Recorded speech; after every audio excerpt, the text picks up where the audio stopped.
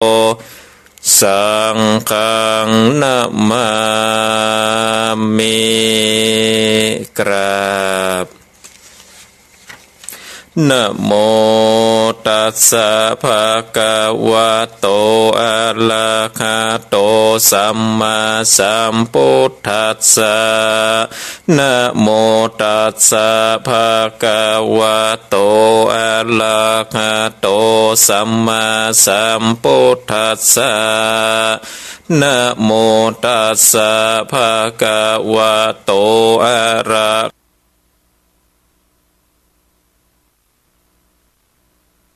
สัมพุทธัสสะอิติปิโส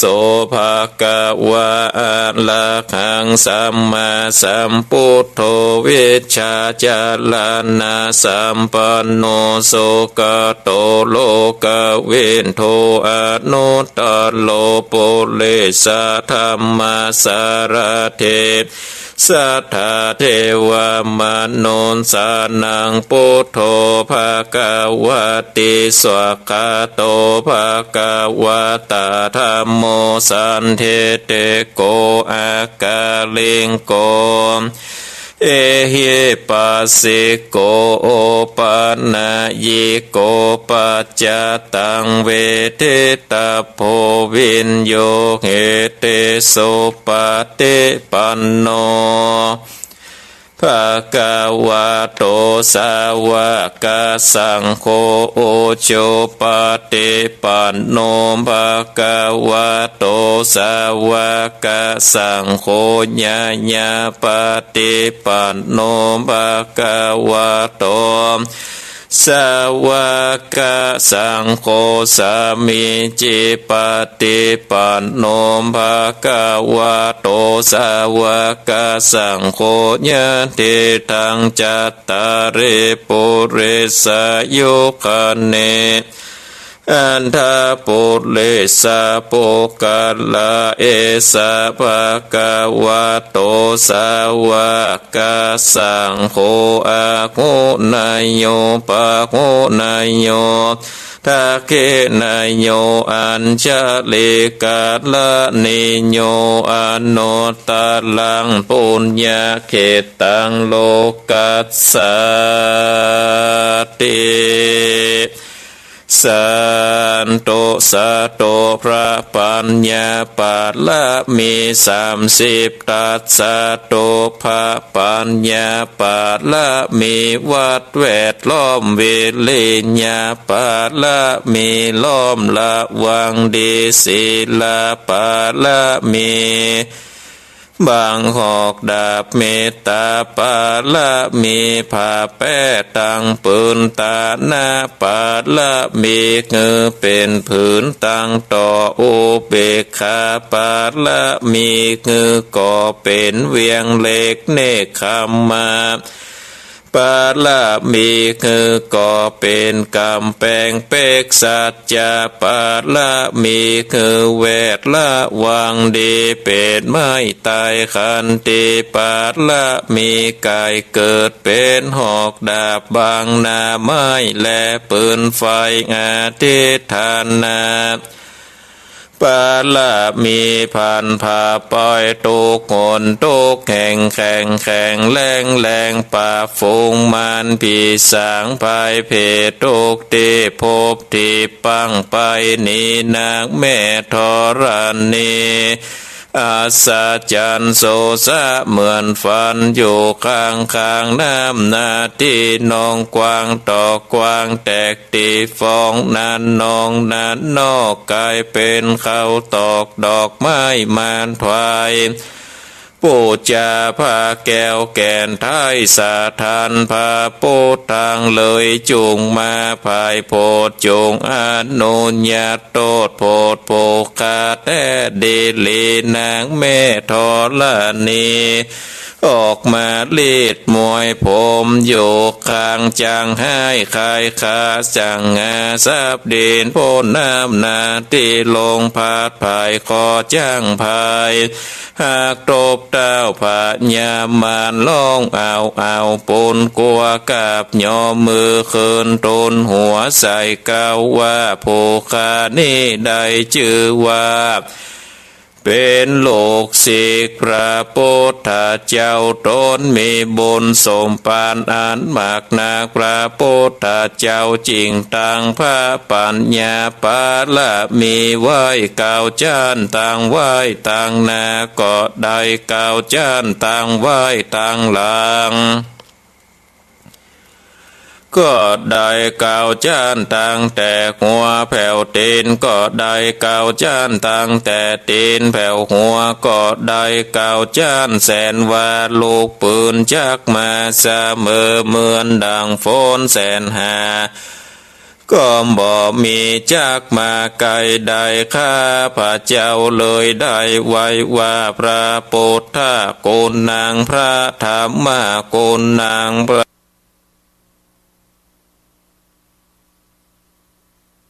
อังพุทธาอินตาธรรมอินตาสังฆอินตาอาจาอาแม่นางทอลเนผู้อยู่เหนือน้ำผู้อยู่ก้ามแผ่นดินกันว่าโภคาได้ละเนอเกิดถึงโกนพระพุทธเจ้าโกนพระธรรมเจ้าโกนพระสังฆเจ้าโกนพระปิตาโกนพระมารดาโกนพระอุปัชฌาย์ครูบาอาจารย์โกนแก้วเจ้าตั้งสามประการโกนแดดโกนฝนโกนน้ำโกนลมโกนดินโกนไฟโกนโกสัตละเจ้าโกนพระเจ้าตนภาวนาก็ดีกุณนางถัดละเจ้าก็ดีกุณพระปัจเจกพุทธเจ้าก็ดีกุณแม่ทอดละนี่เจ้าก็ดีขอจงมาหักษาตังกำนากำลังยังตนตัวแห่งผูกขาในวันนี้ยามนี้คืนนี้จิมแดดเตือนนาอุดนาอาดนาปัดนาปิดพระเจ้ามีฤทธิ์ปิดโดยพุทโธนะโมพุทธายะวะบังอมสวาหาพุทโธพุทธังคักษาธัมโมธัมมังคักษาสังโฆสังฆังคักษาพุทโธพุทธ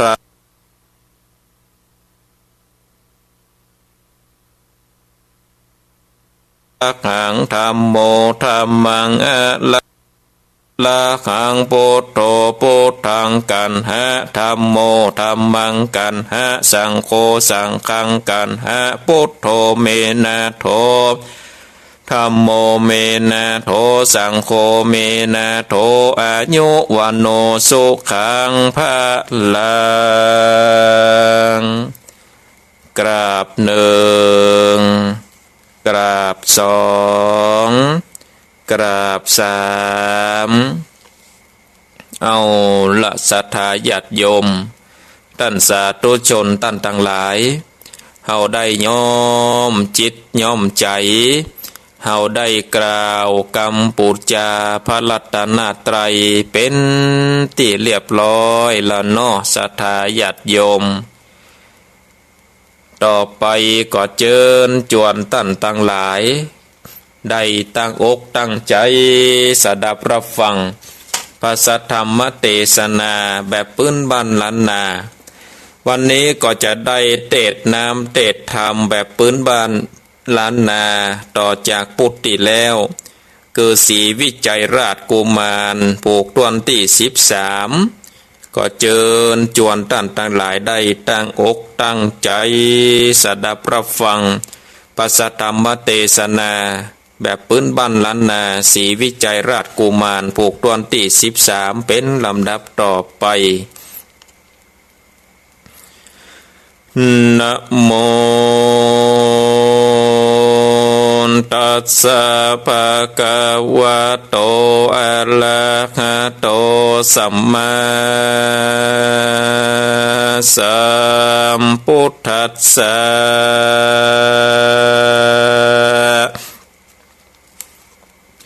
ตตาเอโกมะขันสัมโปอาคันโตนเตสะตะวนโดนลาสะโปเลสะตังหลายตั้งยิงใจหนุ่มเทามีศรัทธาก้าวเป็นประธานมีใจบานบอกกาดได้ใส่บาตรหักษาศีลต่างแอจินใครหลอดพ้นจากขอดตัณหาประกันมามนโมนั่งทาอยู่ฟังธรรมจุงดาจำติดต่อตามบาทข้อบาทเลวะเอโกมะหาสัพโปยามเมื่อปอกกะหลัวปนเทากับจากเคบาปเศร้าปาลาพงเจียนจากกล่าวว่าจากตั้งอยู่ตามธรรมคือเอากรรมพวกโง่แม้กล่าวตัดความคือสมตามแบบเบาคอยคิดเก่าประเพณีญาถาและมียามใดดังอันตันตาในกาลยามนั้นไซยังมีงูใหญ่กินปลาก็โพดแม่บอนจะอยู่ตอดแน่สองขาจากคือจากกล่าวคืองูหูตามมีงูกาเลตัวใหญ่ขาดนิ่งควายไหนใจว่ากูเกยไปสอดไส้กินป่าใหญ่ไหนนองจากเคปองอยู่เฝ้าตูคำเจ้าคืนวันตัวแห่งมันนั่นใส่บอกเกยไล่เบียนเควมีไม่เตบอกผ่อนตั้งแต่ก่อนเมินมาการกูจะก่าวแก่เงอคนแป้ตัวมันถึงวันไปแน่กูไปแล้ว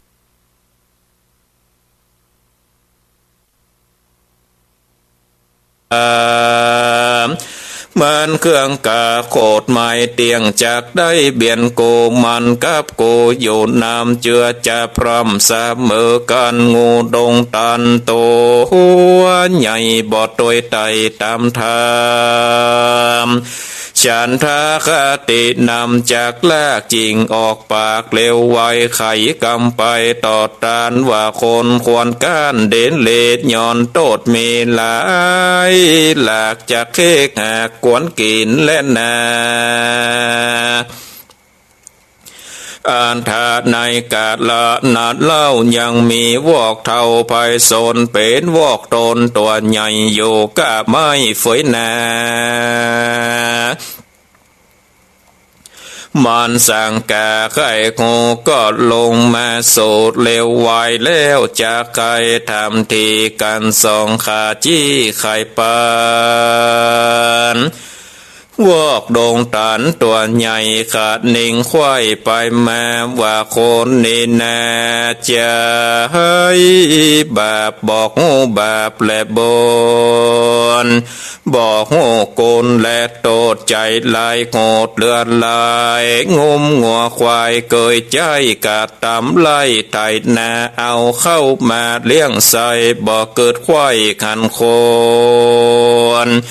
ใจตาหล่นหยาบจะเอาไปฆ่าแกงกินสัตว์บนดินตวนนาสัตว์อยู่ป่าดงนาตั้งปูป่าอยู่น้ำสัตว์อยู่ทำหูเด่นมันฆ่ากินเสียงควายบ่เว้นไว้อันใดวอกดงไผ่โตใหญ่ขาดนิ่งควายไปมายินเครื่องกาดลายหลากโตสาม คติหากกุมใจจริงจากใครกล่าวแก้ว่าจะเคกวนแปดดีลีเหตุคนบอดดีใจหยาบจากเคกวนกาบกบกินและแน่ตัดโตถ้านั้นไปบอดจ้ายังมีแปะตัวกาดงนาโพดออกมาที่ไก่ไข่งูควายความในมันเตียวไปทำเล่าถึงเงินเก้าเดิมมาทั้งสองขาพร้อมนาคือปอกก้าขายลัวจากเคตัวเหยาวใหญ่พร้อมนาควายจอมกันต่างไข่ปันเก่าโอคือแปะหูตามมีแปะดงเลตัวใหญ่ฟังพร้อมควายโซนไปบอกงานลายแจ้งที่บอกโหตีสั่งจาตันพญาลายหลากโมคาคติหากป่าปล่อยจริงจากใครกล่าวตานว่าคนกวนการเด็ดเลการแปะดงเลใบบอดกล่าวเสียงยอดสุดไปจะเคลายใจถอยใจจืนจ้อยโตมานาสาจริงใครจะบอดจ้าว่าดูราปอกก้าขายโลบาดนี้ตัวเมืองการจะเก่าต้านสันใดจูโพไข่เก่าแต่ว่ากูแป้จูคนเมืองอยากหนเล็กเล่ไปสู่ที่แดนได้กูจะไว้การกาบกืนสาวาบบัดเดียวป้อก้าเลวตอบถอยว่าดูราจากเคถอยนางมาผู้มาจากกาวเจ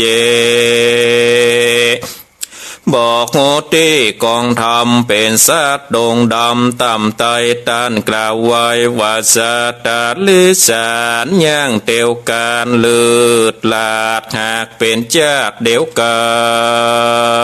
น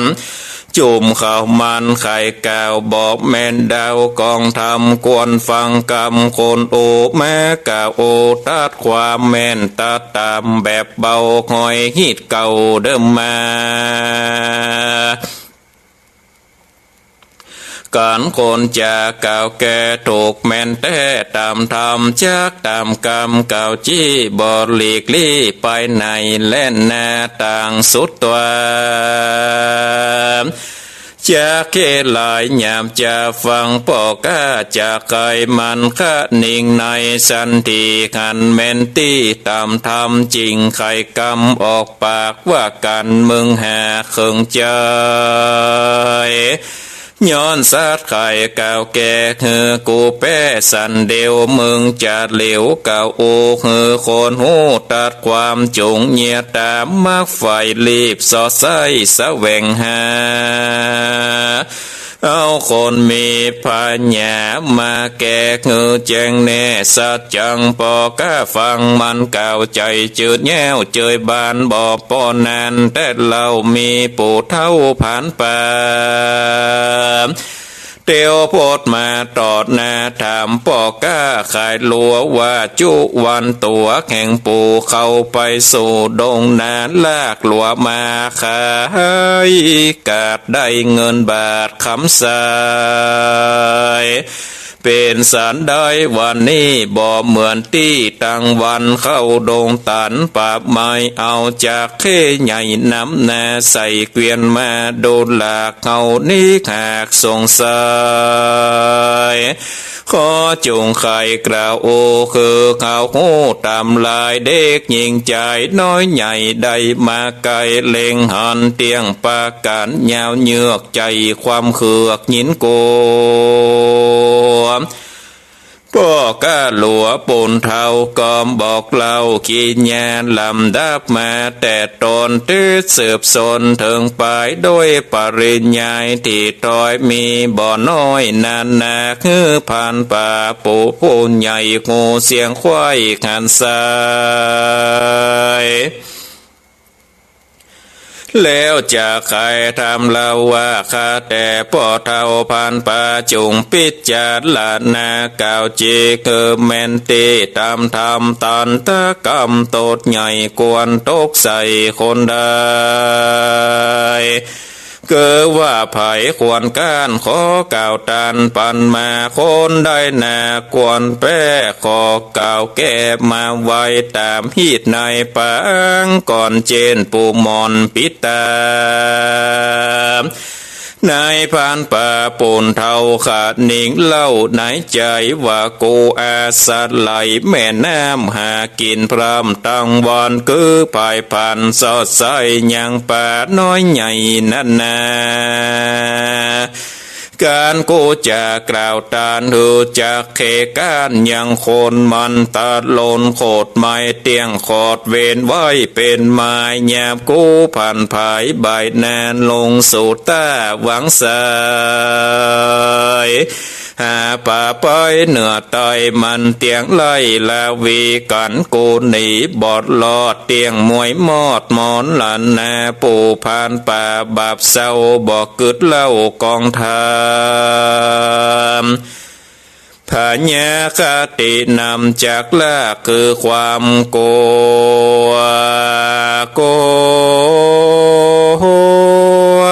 หากนำป่ามันจริงจากล่าวแก่ว่าจะเคแปดเดลีและนาตินนานจะเค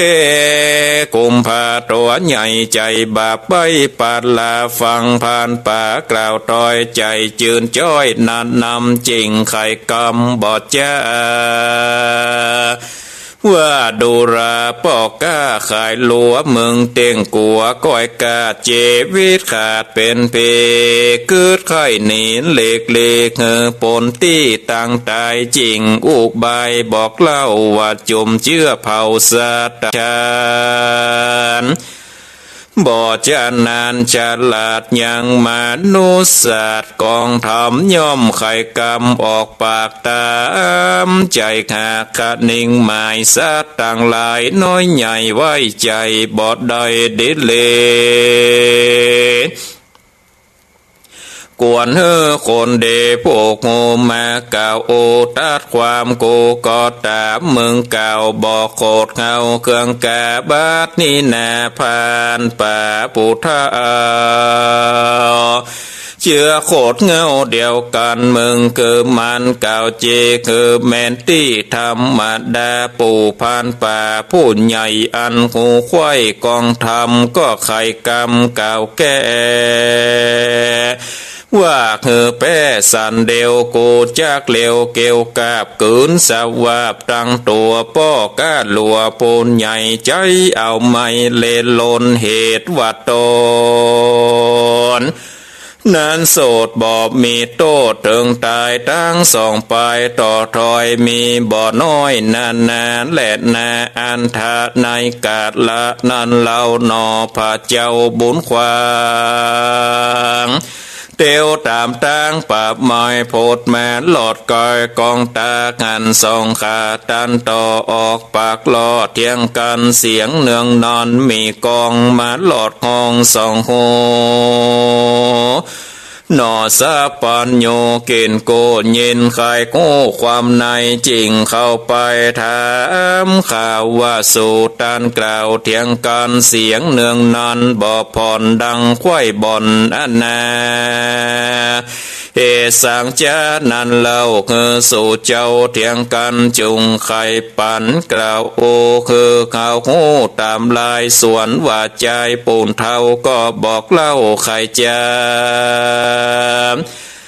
ลำดับมาแต่ตอนเตเสืบสนเธอไปเงอเจ้าบุญภายยศใหญ่หูแจงควายตามมีหนอมุนีหยอดซอยก็กล่าวต้อยจะถามด้วยกำงามต้วนตีเงอจากเคจี้ไข่จา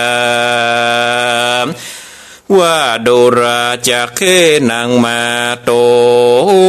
ใหญ่เมืองมักไฟอาเจนจะคบกินปอกกาดย้อนโคดกาเครื่องกาใจนี่นามีโตดอันไล่โคดสันได้ เมืองจุงไข่บอกเล่าตั้งแต่ก้าวถึงไปจากเคลายใจ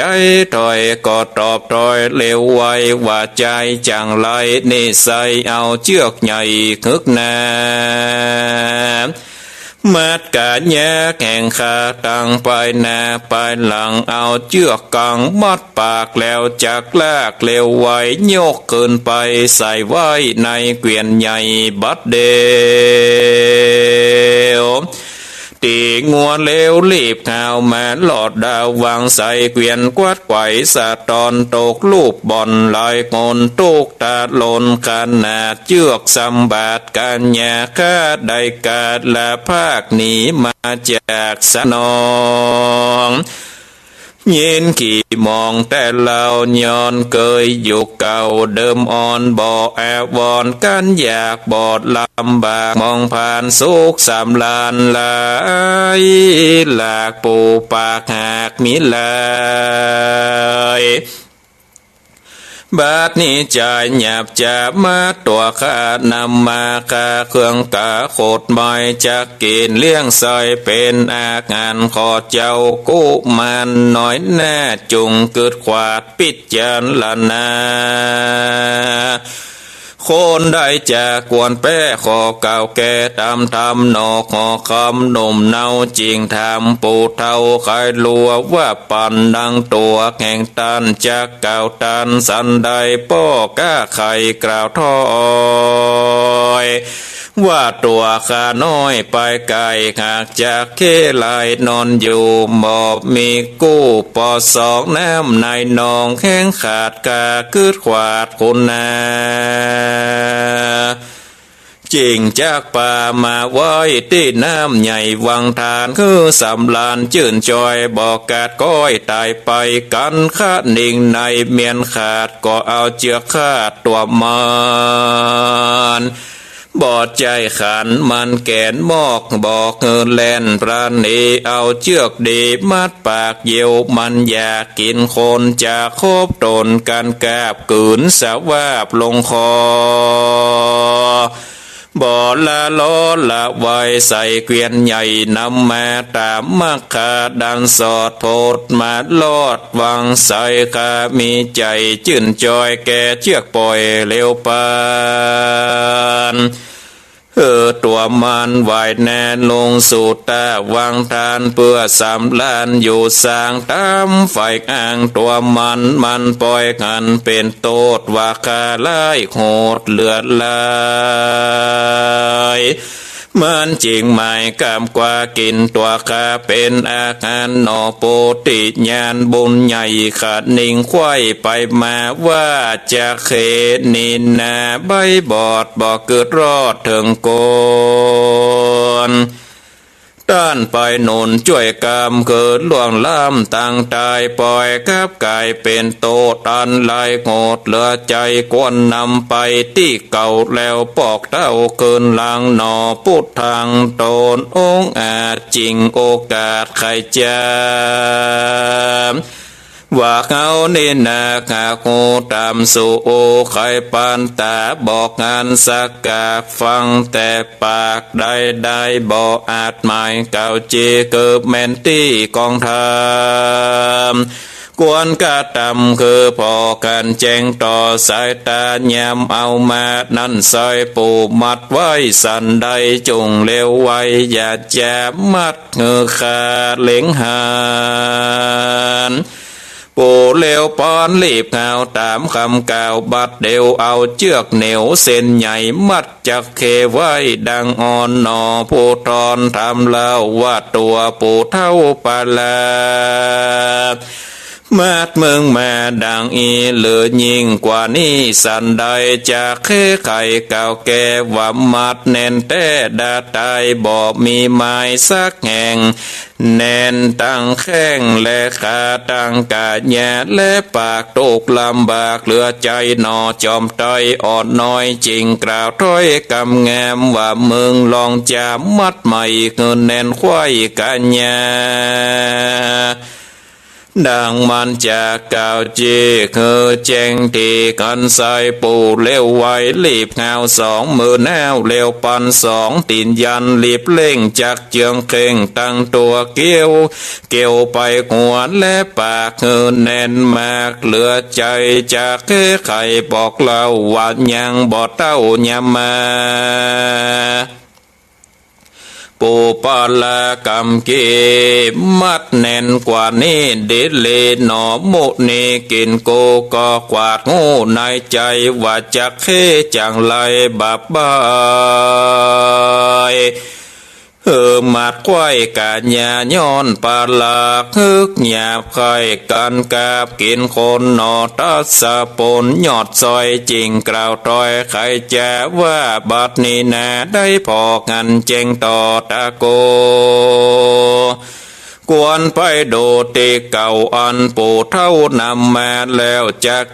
เก่าแก่คือแจ้งแน่สัจจังแล้วยกยังจากเคใส่บนเกวียนใหญ่บัดเดียวตีงัวเลี้ยวปอกเต่าไปที่เก่าเดิมมันกันไปผันไปลอดกอกเงือจอดเลี้ยวไว้แล้วเข้าไปที่ไก่โยกจากเคใหญ่ลงมา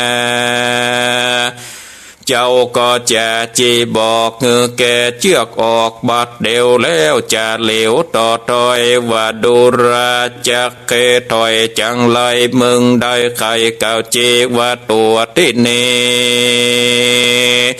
เจยบ้านอยู่3 ล้านบ่ผ่อนตั้งแต่ก่อนเดิมแม่กูได้ป่ามาสู่ยังที่อยู่ดังไม้เมืองเตียงตายมวยมอดบ่อาจรอดนานไป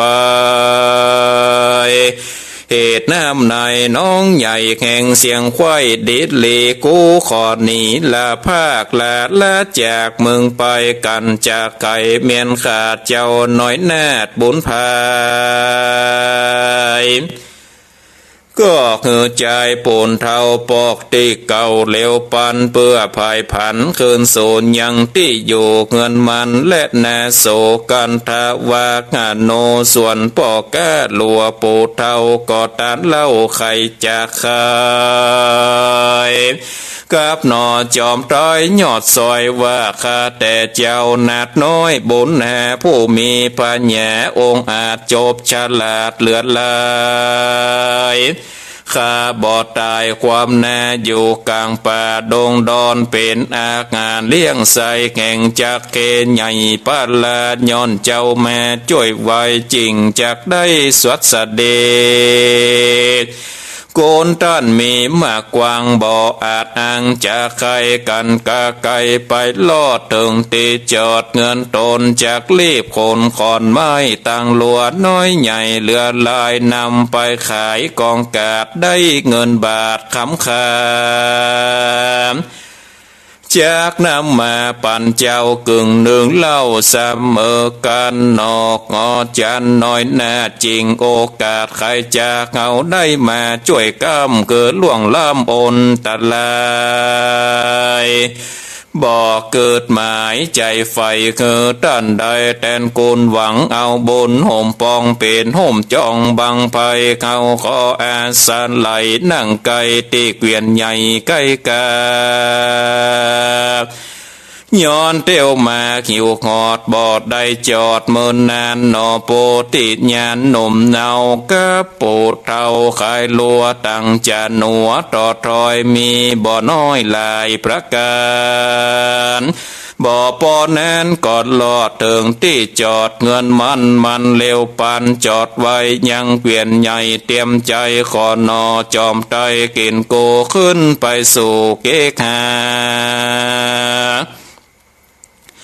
แล้วใครจะกล่าวโอคือเมียมันหูโจประการดาโปจะนาอาหารขับตอนยังเจ้าน้อยอ่อนตามมีมันหลีบนี กะภาคลงไปจากเกกหาเอาหลัวนำหนาไปกาดขายเสียงขาดเร็วไวเอาเงินใส่บัตรไตซื้อเครื่องใจนารีบนำมาบอดจ้าปานเจ้านอละแดดแตนคุณว่าเจ้าตนบนนอนน้อยแนดบอดได้ฝ่ายก้อยเงินคำค่าจริงนำลูกมาต่างเครื่องใจเลือลายเพื่อขอถวายยกยืนโดยใจจื่นยินดีขอผ่านนี้งับไว้คือขาได้เจยบานขอเจ้ากุมารนอนละอย่ารีบกว่าไปไหนขออดใจยังอยู่กับป้าปู่นั่นไปเจ้าก็ไข่กะโอกับเท่าปู่ไข่ลวกครับเอาขวาลายหลากตามมันหากยกปาน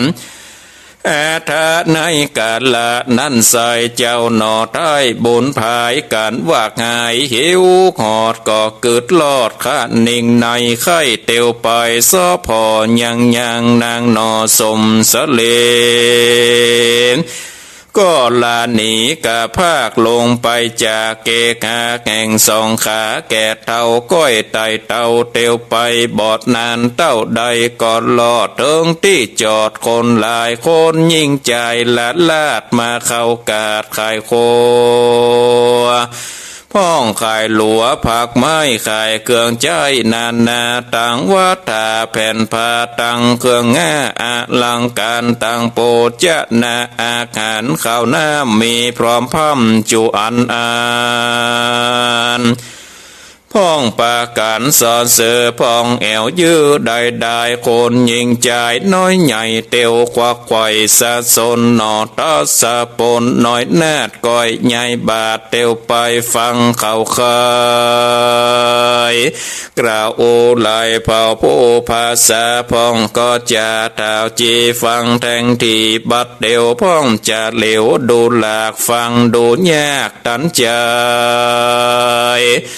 ย้อนโคนไก่ต่างแน่เป็นป่อก้าขายของเจ้าแอวกองล่องกาดก่อไปหันนางนาสีไวกาอันผงแมนอยู่เฝ้าเพื่อพอหาเจ้าบุญมีกาดนางสมสาลีงานแล้วบอกกาดแก้วสังกาก่อนเล่นมาตีไก่นั่งหลงไว้ปาตาเอาเกศาเกตกาวังหลังตีนเจ้าบุญมีปีติมีลายหลากเกิดแล้วหากเหมือนฟันสองมือพัน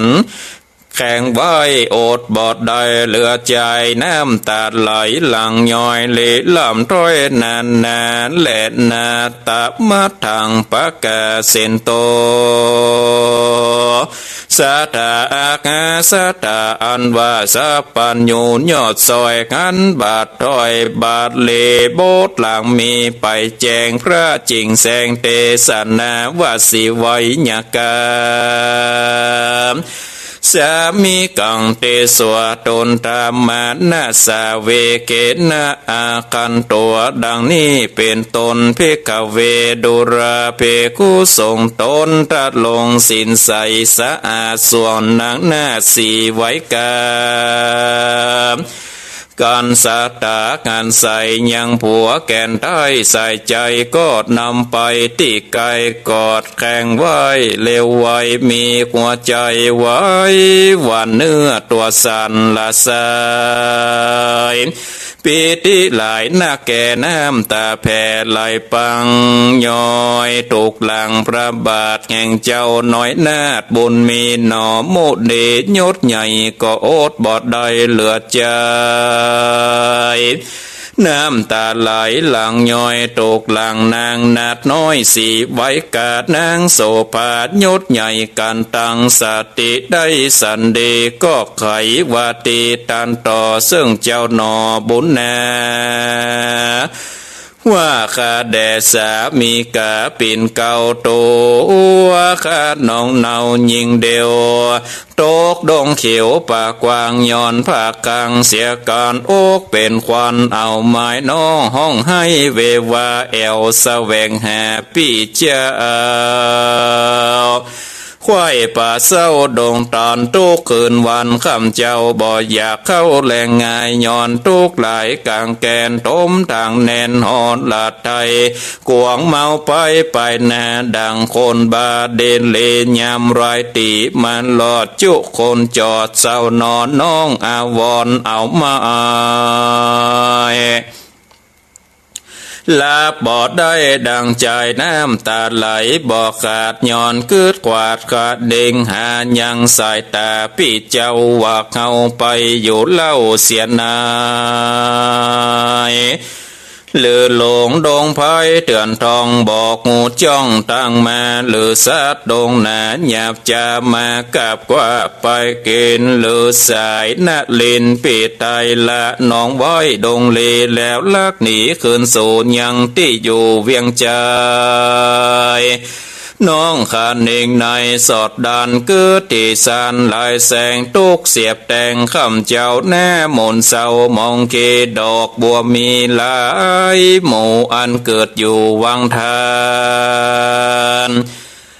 ย่อมเบ่งบานซ่อนซองยามแดดส่องลงมากันตาวันกาการก้อยลาเปลี่ยมน้อยอยู่คันทอนบัวอาบอนเอาหมอยคู่กับไว้สาวสาอุปมานิเล่าเกิดน้องเน่ายิงนางพี่บุญขวางอยู่ไกลบ่เอาไม่เครื่องเกใจยินดีชื่นจอยบ่ต่ำก้อยมองผ่านดังบัวบานควายคองเมื่อแดดส่องยำงายพี่นี่หายพรากนาทุกโศกาตาโลดมาต่อจนจ้องคอยบ่จืนจ้อยบานใจดังตาวันไก่ลับลี่บัวบ่กี้บานงามและนานางสีไว้กาหยอดสร้อยเล่ล่อมตอยลายประการแล้วจะหวานตานต่อนำเจ้าหน่อคำใจรีผ่านผายไปสู่ยังที่อยู่เกกหาแห่งกามาโปจากาพูนใหญ่อันนางใดงาสะลอยแล้วจะไขเก่าโอเฮอจะบานหูกตามมีกอบมีหวานนานและนานเนติตาขีญาสังวานาวิเศษจากของเขตศรีวิจัยราชกุมารผูกตวน13กอบบังกรมสมเด็จเสด็จเอาละศรัทธาญาติโยมท่านสาธุชนพุทธบริษัททั้งหลายเฮาได้สดับรับฟังพระสัทธรรมเทศนาแบบปื้นบ้านล้านนาเกาะปลิปุณนังเป็นที่เรียบร้อยทำผูกนี้ก่อนยาวพอสมควร2 หน้าเกือบเต็มเหมือนกันนะศรัทธาญาติโยมทำศรีวิจัยราชกุมารนี่ก็รู้สึกว่าแต่ละผูกนี่ยาวแต่ก็เทศแล้วฟังแล้วก็ม่วนดีเนาะมีสาระมีอรรถรสดีบ่ได้ข้ามไปทางใดอาตมาภาพก็เทศทุกตัวอักษรนะศรัทธาญาติโยมบ่ได้ข้ามไปเพราะว่าทำเรื่องนี่หากว่าเฮาข้ามไปถ้อยหนึ่งไปหน้าหนึ่งนี่มันเรื่องมันก็กลับกายมันก็เปลี่ยนเพราะฉะนั้นนี่ยาวจะใดก็ตึงจำเป็นได้เทศนาทุกตัวทุกอาคระทุกหน้าฮือกับศรัทธาญาติโยมท่านทั้งหลายได้สดับรับฟังได้รับทราบกันมาเร็วพอเวลาก็ตอนนี้ก็ตี 4 กับ20 นาทีก็ยังมีเวลาเหลืออยู่ทำประมาณ35 นาทีก็จะได้สรุปเนื้อหาแจกความสำคัญให้กับศรัทธาญาติโยมท่านสาธุชนท่านทั้งหลายได้สดับรับฟังกันแถมครั้งหนึ่ง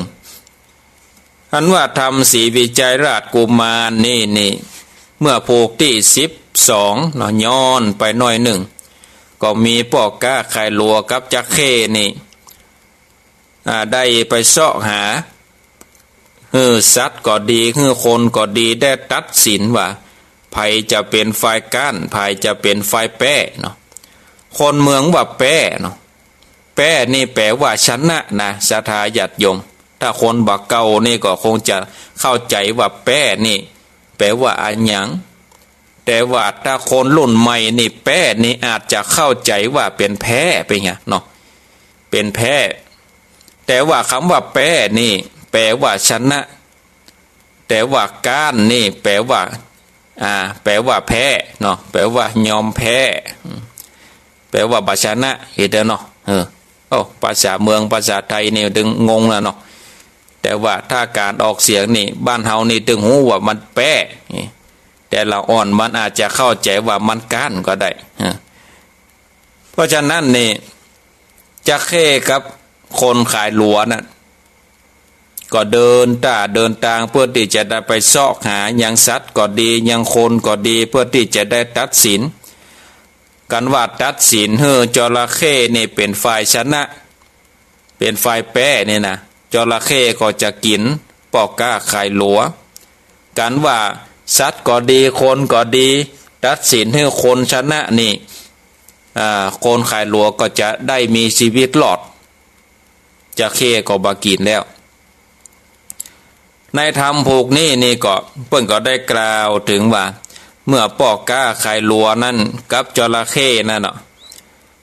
ได้เดินทางไปก็ไปปะใส่เนาะไปปะใส่งูซึ่งเป็นงูน้ำลงน้ำกินปลามาอยู่ซื่อสองหน้าจระเข้ก็เลยกล่าวเหล่าตั้งแต่เก้าสุดปลายคืองูตัวใหญ่ตัวนั้นก็มาเกิดว่ากันว่าข้านี่ไปเสาะว่าหากินในน้ำกินปลาน้อยปลาใหญ่ในหนองจระเข้ก็บอกเกยได้มาเบียดเบียนคุยเขาก็ปล่อยคือเขาได้กินได้ว่าเป็นมิตรไมตรีซึ่งการแลกกันต่างคนต่างอยู่การว่าข้านี่ตัดสินใจคือคนนี่ชนะจระเข้นี่ก็มันก็ย่อมที่จะโคดเฮาต่อไปนี่กันว่าเฮาไปเสาะกินปลาในน้ำนี่มันฮู้ว่าเฮาตัดสินมันก้านนี่มันก็คงจะโคดนะคงจะโคดเฮาก็คงบ่ได้ไปเสาะว่าหากินแล้วเฮาก็คงจะต้องตายแล้วงูตัวนั้นนี่ตัดสินด้วยฉันทาคติคือความฮักดอกศรัทธาญาติโยมคือความฮักก็เลยออกปากไปว่ากรรมที่เล่ามานี่นะคนนี่ควรก้านเพราะว่ามันมีโทษได้ไปมัดเอาจักเข้มาจักเข้นี่ควรกินคนหลังจากนั้นนี่ศรัทธาญาติโยมคนก็ว่ามันบัดถูกต้องอันนี้ตัดสินตัวเดียวอยู่ไปต่อหน้าต่อไปแถมก็ไปปะใส่วอกศรัทธาญาติโยมไปปะใส่วอกนั่นอยู่บนต้นบนไม้บางเตื้อก็ลงไปกินน้ำพ่องบางเตื้อก็ลงไปเสาะว่าหากินพ่องก็มากึดว่าคนนี่นะมันใจหยับบับจ้าบอกว่าจะเป็นสัตว์จริงหิงห้อยก็ดีมันตึงบอกหูกุลบอกหูโตดอย่างสักอย่างแม้แต่งัวแต่ควายนี่มันก็เอาไปใส่นะไถนะสัตว์ตั้งหลายมันก็ยิงสัตว์ตั้งหลายมันก็ฆ่าเอาเป็นอาหารพ่องมาขำขาลาวีพ่องคนนี่นะใจมันตึงบดีสมควรที่จะมันตายเหี้ยสมควรที่จะจระเข้เนี่ยกินคนเหี้ยวอกตัวใหญ่ได้ไปมา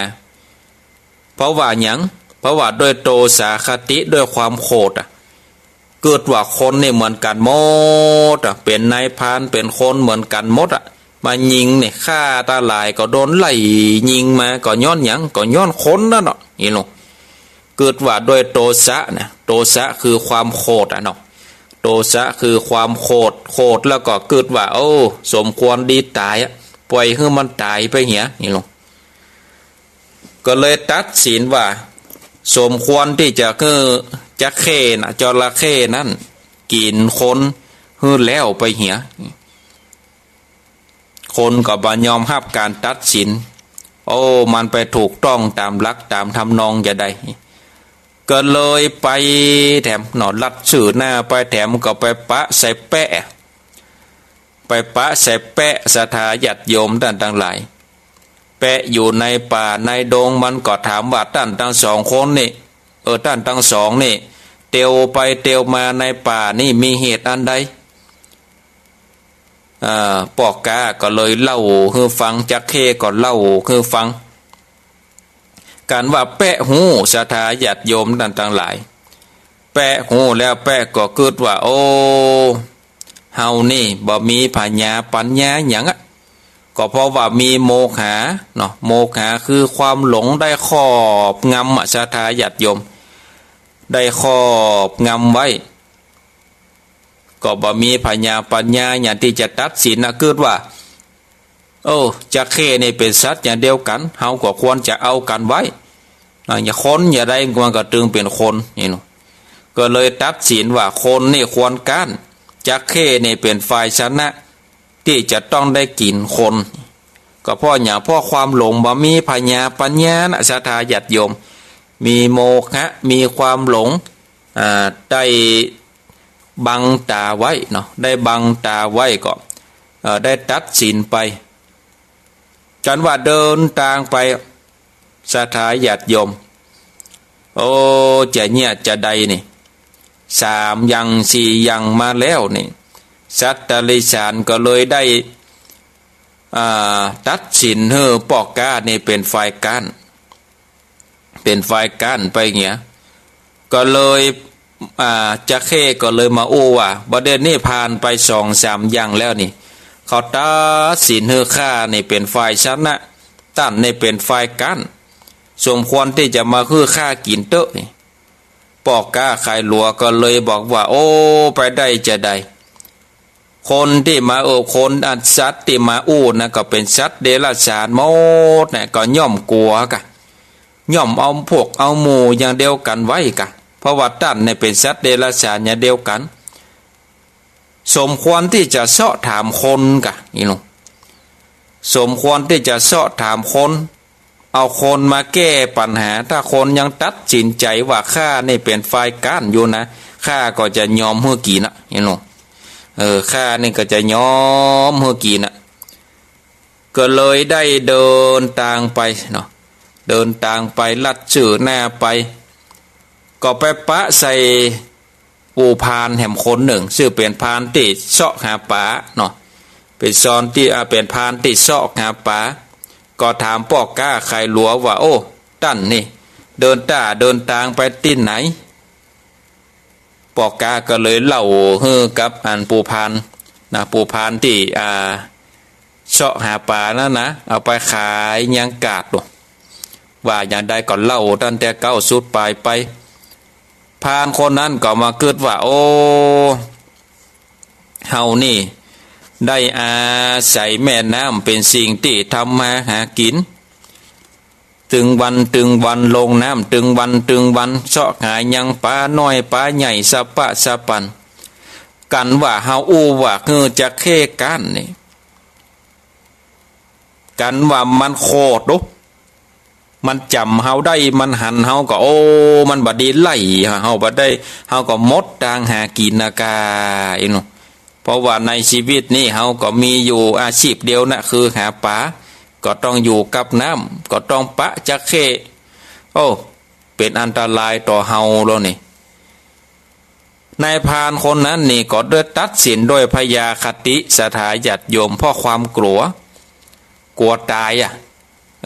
กันว่ามันไล่เฮานี่ก็โตเฮานี่บัดได้ขายได้ก้าบ่มีไอ้หยังที่จะมามีอย่างที่จะมากินน่ะก็จำเป็นน่ะได้ตัดสินให้คนนี่กันจักเข้นี่ชนะหลังจากนั้นนี่จักเข้ได้ยินได้ฟังก็บอกว่าหันก็ขนาดนายพรานนี่เป็นคนแท้ๆก็ยังตัดสินให้ข้าได้เป็นฝ่ายชนะมากินตั้น ท่านสมควรที่จะมาเฮือข้ากินปอกกาไข่หลัวก็เกิดว่าโอ้ปัจจัยเตอใหญ่กำลังปะคนเดียวอยู่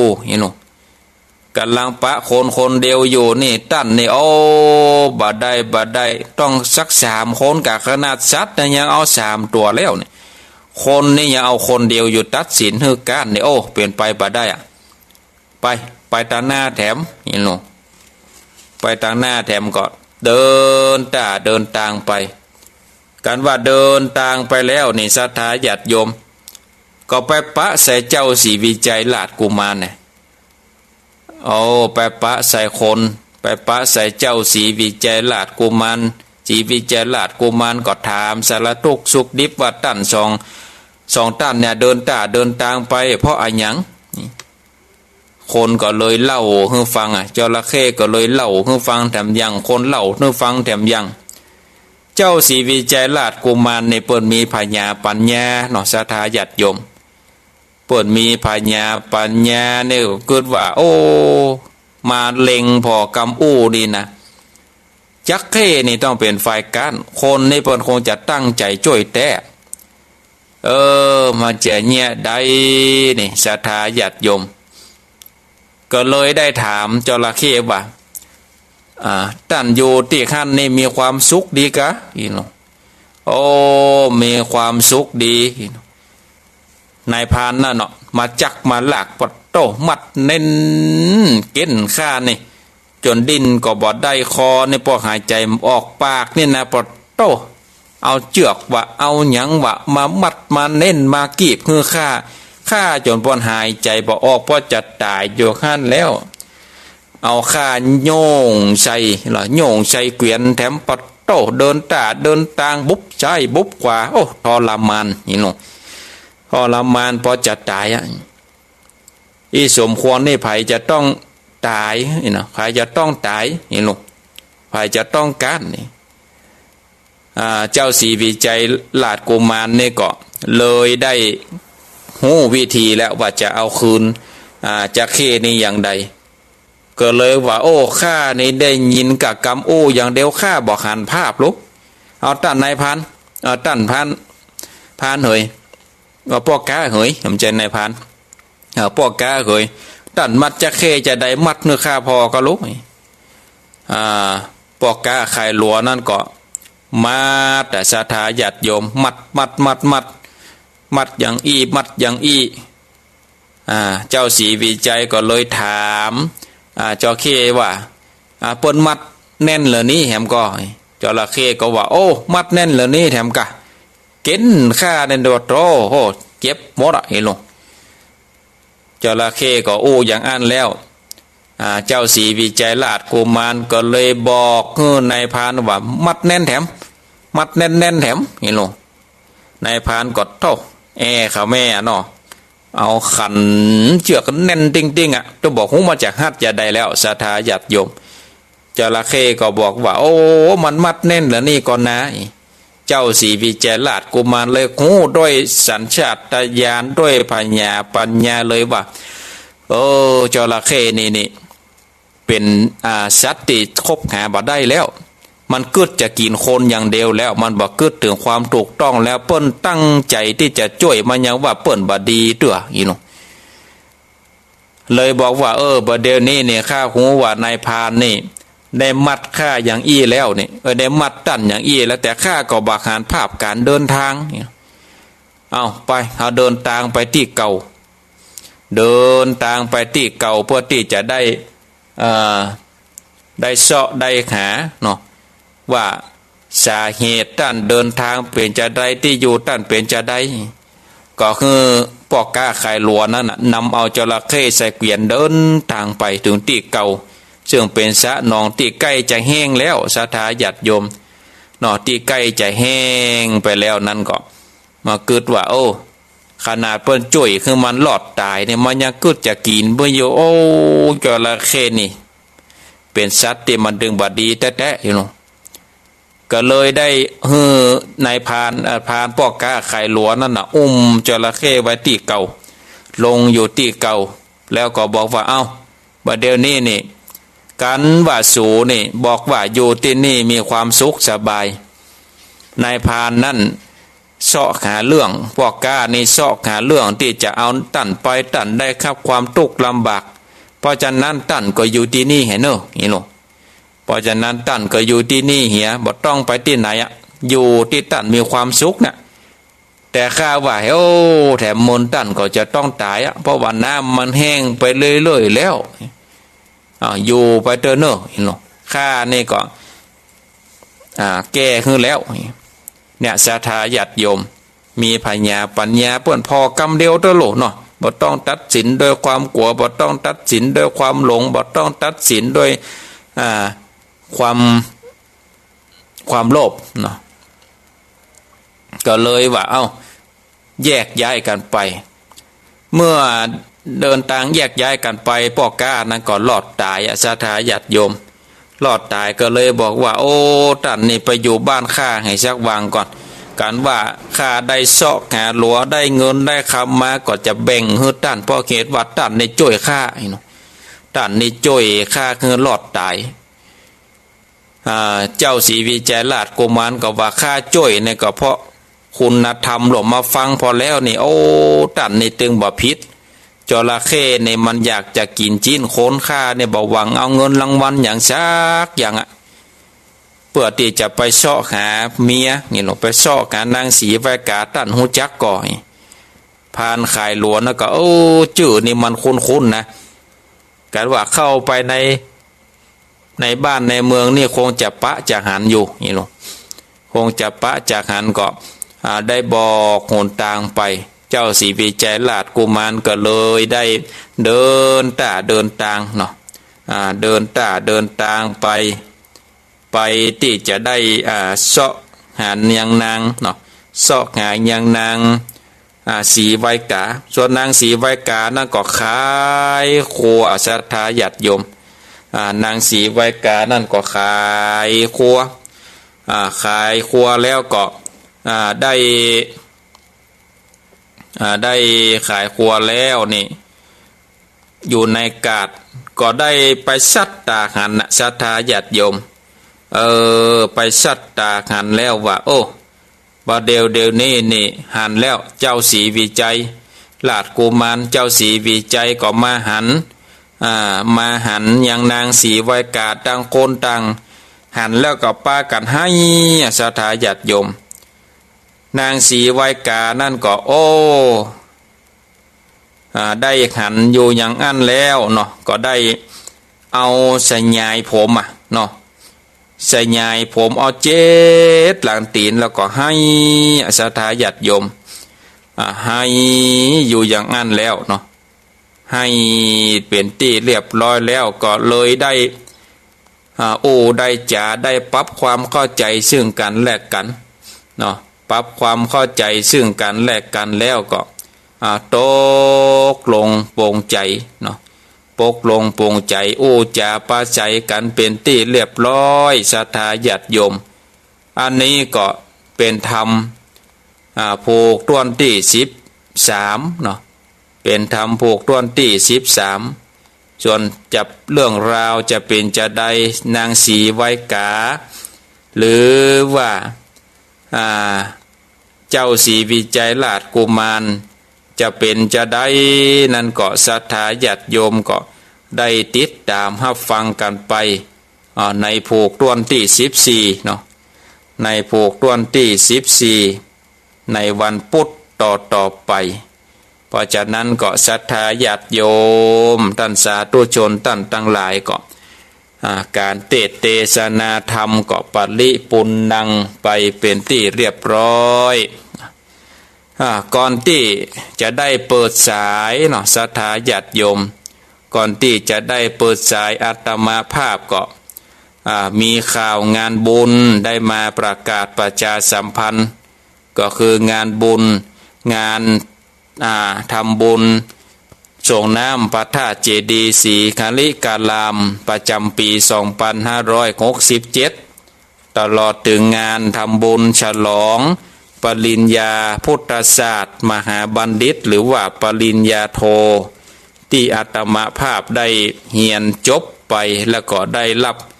ปริญญาเป็นที่เรียบร้อยก็จะได้ทำบุญปริญญาไปพร้อมกับงานส่งน้ำพระธาตุเจ้าเจดีย์ศรีหฤการามก็เลยได้ขออนุญาตกับท่านอาจารย์พระครูอภิวัฒนาวิกรมในการได้ประกาศข่าวสารงานบุญประกาศเชิญชวนศรัทธาญาติโยมได้ร่วมทำบุญกันซึ่งงานก็จะมีขึ้นในวันที่5 เดือนกรกฎาคมก็แถมบักกี่วันที่จะถึงนี้ศรัทธาญาติโยมท่านทั้งหลายก็ศรัทธาญาติโยมมีจิตเจตนาที่จะร่วมทำบุญรับเป็นเจ้าภาพสังฆทานถวายพระเจ้าประสงค์ที่ได้รับอังการราชนามาเป็นสงฆ์พิธีเจริญพระพุทธมนต์ก็สังฆทานชุดใหญ่ชุดละ 1,500 บาทสังฆทานชุดน้อยชุดละ500 บาทเป็นเจ้าภาพภัตตาหารเพลก็โต๊ะละ 1,200 บาทก็สามารถแจ้งความประสงค์แจ้งความจำนงได้ในเบอร์โทรศัพท์ของอาตมาภาพหรือว่าในทางเฟซบุ๊กก็ได้ก่อนที่จะเปิดสายขอประกาศอนุโมทนากับศรัทธาญาติโยมที่ได้หันในหน้าเฟซก็ดีได้บอกบุญก็ดีก็ได้มีจิตเจตนาได้มาร่วมรับเป็นเจ้าภาพสังฆทานภัตตาหารเพลก็ดีก็อนุโมทนากับคุณโยมกนกพิษชัยนาจากอำเภอฝางได้ปวารณาถวายปัจจัยได้ในงานประเพณีทำบุญในครั้งนี้ก็ได้ปวารณาไว้ 10,000 บาทคนโยมกนกพิษชัยนาเนาะบ้านห้วยงูในก็ได้ปวารณาไว้ 10,000 บาทแล้วก็อนุโมทนากับคนโยมพันนิตาพรหมมินทร์ได้รับเป็นเจ้าภาพสังฆทานชุดใหญ่1 ชุด 1,500 บาทแล้วก็มีแม่สีทอนจากอำเภอชัยปราการก็ฟังอยู่ก็พอตั้งหน้าเฟซก็รับเป็นเจ้าภาพภัตตาหารเพลแถม1 โต๊ะ 1,200 บาทและมีแม่จันเรือนใสบ้านเวียงตาการก็รับเป็นเจ้าภาพสังฆทาน500 บาทอันนี้เปิ้นจะได้นำมาถวายดึงโยมพันนิตาดึงแม่จันเรือนใสเขาก็อาจจะได้นำมาถวายทานในวันที่5ส่วนแม่สีทอนกับโยมกนกพิษก็ได้โอนเงินมาร่วมทำบุญเนาะเพราะฉะนั้นก็ได้ประกาศให้กับศรัทธาญาติโยมท่านสาธุชนท่านทั้งหลายภัยมีจิตเจตนาอยากจะร่วมทำบุญรับเป็นเจ้าภาพสังฆทานก็ดีรับเป็นเจ้าภาพถวายภัตตาหารเพลพระเจ้าประสงค์ก็ดีซึ่งในงานในวันที่5ก็ได้กราบอังการราธนานิมนต์ครูบาอาจารย์พนักจัดรายการก็ตั้งเจียงไฮ้ก็มีตุลุงดอยครูบาศรีหมื่นท่านอาจารย์พระมหาชมชาติวัดหนองยาวท่านอาจารย์พระครูอภิวัฒนาวิกรมท่านพระครูสุเมธธรรมเสวีแล้วก็ครูบาอาจารย์หลายตนหลายองค์ที่ได้จัดรายการได้มาร่วมเป็นสงฆ์เจริญพระพุทธมนต์วันนั้นศรัทธาญาติโยมจะร่วมรับเป็นเจ้าภาพก็สามารถแจ้งมาได้เนอะแจ้งมาได้เอาละเนาะศรัทธาญาติโยมจะเปิดสายเนอะเปิดสายที่เบอร์โทรศัพท์0865878177เปิดสายแล้วศรัทธาญาติโยมจะเปิดสายแล้วก็ศรัทธาญาติโยมก็สามารถโทรมาแจ้งผลการนับฟังโทรมาโทรมาจ่าได้ที่เบอร์โทรศัพท์0865878177ตั้งลำปางก็ดีเมืองน่านก็ดีเชียงใหม่ละปูนสามารถโทรมาได้เลยเอาหับสายเจริญปอนเจ้าวันนี้โชคดีได้ยินไก่ขันได้หันตะวันแถมวันหนึ่งเจ้า วันผูกวันเนปอเมแก่เฒ่าวันผูกตอนเจ้าจะขันตะวันถ้าหากเวรกรรมมันตุยมาตันบ่หันตะวันก็เปิ้นเด้อเจ้ากาไว้ซาเจ้าไม่น้อยนะตุแม่น้อยฟังแต่เจ้าละเนาะเจ้าไว้ซาเจ้าสาธุหับสายต่อไปมีก็เข้ามาเนอะ08658781770865878177เจริญปอนราชการเจ้ายายพรขออนุโมทนาเด้อ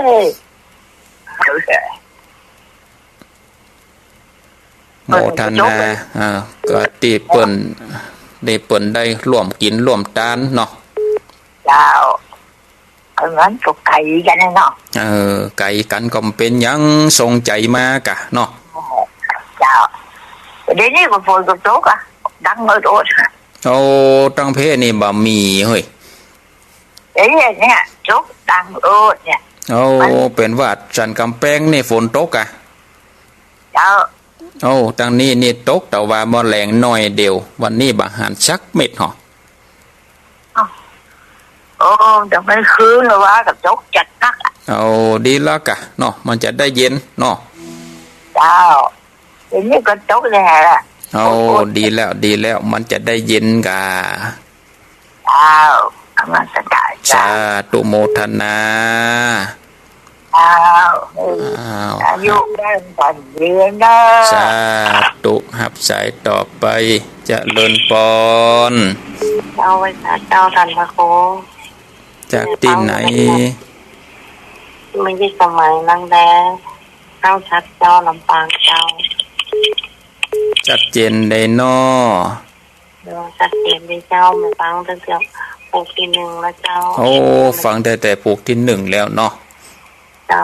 โทรมาสมบัติกันเปิ่นนะเจ้าบอนเตือใจมันย่นเนาะเจ้าฟังชัดเจนได้เจ้าแม่จะเป็นกำลังใจนะเจ้าสาธุโมทนา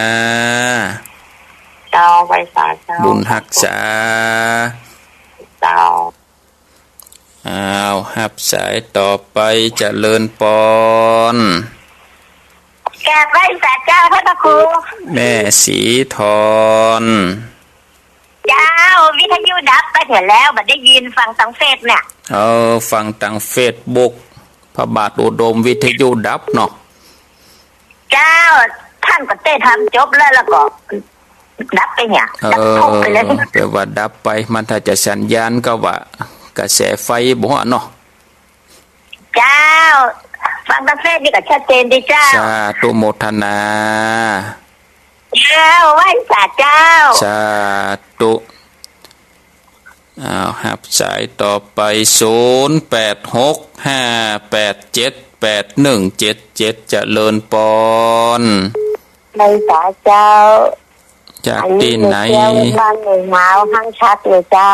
แม่แก้วห้างชัดลำปาง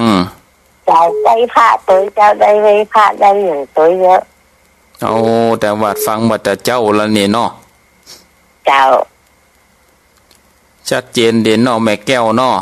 เจ้าเลยเจ้าให้กำลังใจเลยเจ้าเด้อสาธุโมทนาสาธุไว้สาเจ้าบุญรักษานุโมทนากับคุณโยมกนกพิษชัยนาก็ฟังทางระบบอินเทอร์เน็ตของวัดไฟหินเนาะก็ชัดเจนดีก็สาธุอนุโมทนาเนาะสาธุอนุโมทนาหับสายต่อไปเจริญปอนพระธรรมครูถ้าเห็นคนสู้ชีวิตก็ยังเงินหลงร่องเด้อแม่เพนความชัดเจนเรื่องจากพระครูเด้อสาธุฟังกันไปเรื่อยๆหับสายต่อไปเจริญปอนกับไว้สาท่านพระครูป่อบุญตันโตบ่ได้อันโทรหากันมึนนักแกนาเหมือนเอาไปจากไรถ่ายเดี๋ยวจากกันแต่ เรียกว่าลืมเสียงกันไปแล้วบ่ลืมวันที่5มาร่วมกินร่วมทานด้วยกันเนอะจนเป็นน้องตามป่าช้างมา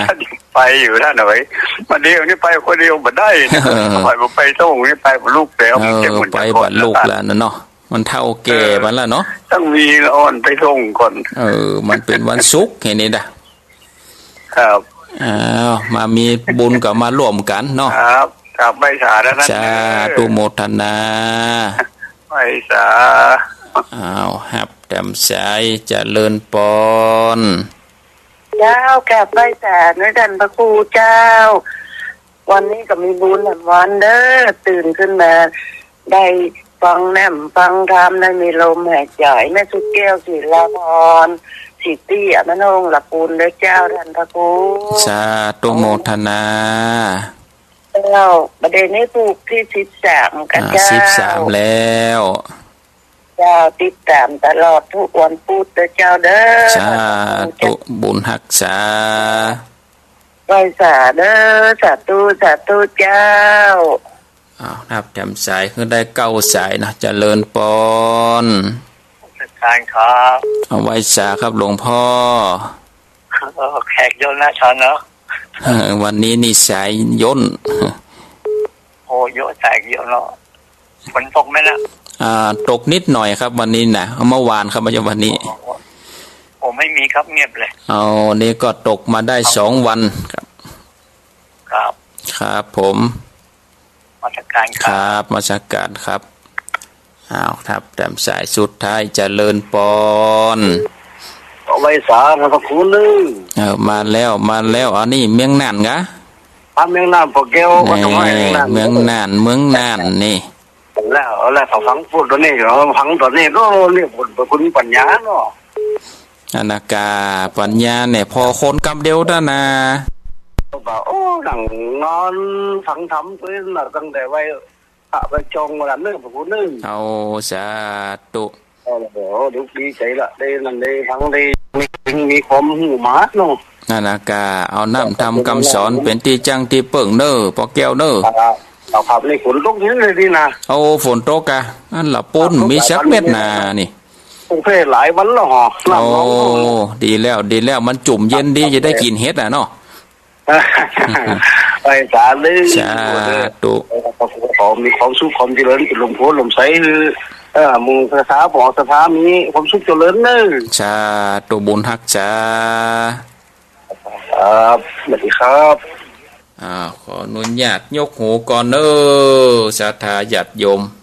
เวลาก็ไล่หลังมันนี่แล้วสาธุโมทนากับศรัทธาญาติโยมที่โทรมาแจ้งผลการรับฟังได้10สายพอดีศรัทธาญาติโยมสายแรกก็จากแม่น้อยกัดนัดป่าซางสายที่2ยายพรล้วงวัวแดงสันกำแพงสายที่3จากแม่พิสมัยนางแลลำปางสายที่4จากแม่สีทรชัยปราการอันนี้ก็รับเป็นเจ้าภาพภัตตาหารเพล1โต๊ะ 1,200 บาทก็สาธุอนุโมทนาสายที่5ก็จากแม่แก้วข้างชัดลำปางสายที่6จากแม่เพนเวียงหนองล่องสายที่7จากป่อบุญตันเจดี3ยอดอำเภอป่าซางสายที่8จากแม่สุกแก้วบ้านศรีลาพรสีเตี้ยสายที่9จากหลวงพ่อปางโม่เชียงดาวสายที่10จากปอกแก้วเมืองน่านก็สาธุอนุโมทนาทุกเสียงทุกสายที่ได้โทรมาแจ้งผลการนับฟังโทรมาโทรมาจ๋าในรายการมรดกธรรมพื้นบ้านล้านนาก็ทุกคืนก็ชัดเจนดีมีกะคืนของน้ำบ่อซาวาเนาะน้ำบ่อซาวาเมืองฝั่งนี่ดับไปแต่ว่าฝั่งทางอินเทอร์เน็ตก็ชัดเจนอยู่ก็สาธุอนุโมทนากับศรัทธาญาติโยมทุกท่านที่ได้มาโทรมาแจ้งผลการนับฟังก็ดีเพราะฉะนั้นศรัทธาญาติโยมที่จะร่วมบุญในงานประเพณีส่งน้ำพระธาตุเจ้าเจดีย์ศรีคลิการามตลอดถึงงานฉลองปริญญาบัตรพุทธศาสตร์มหาบัณฑิตปริญญาโทของอาตมาภาพของวัดคลิการามก็สามารถแจ้งหลังไม้ได้แจ้งหลังไม้ได้ ติเบอร์โทรศัพท์0865878177 0865878177ก็สามารถแจ้งหลังไมค์ได้ก็วันพุธหน้าก็จะได้มาประกาศอนุโมทนากันแถมครั้งหนึ่ง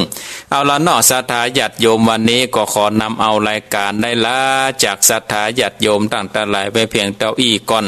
วันพุธหน้าก็มาปะมาพบกันแถมไมค์เนาะขอความสุขความสวัสดีจงมีแก่ศรัทธาญาติโยมทุกท่านทุกคนอายุวันโนสุขังพะลัง